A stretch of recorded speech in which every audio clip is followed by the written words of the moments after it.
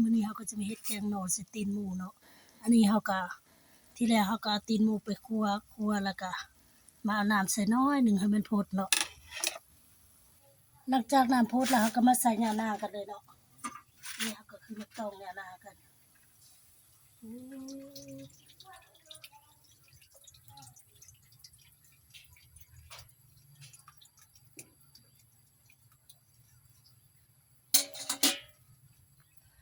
หลังจากเฮาใส่ยะนางแล้วเฮาก็มาต้มให้มันพดเนาะหลังจากมันพดแล้วเฮาก็เอาข้าวเบื่อลงเนาะ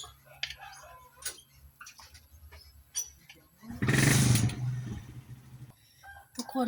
แต่ว่าแกงหน่อแต่ว่าลืมเอาหน่อใส่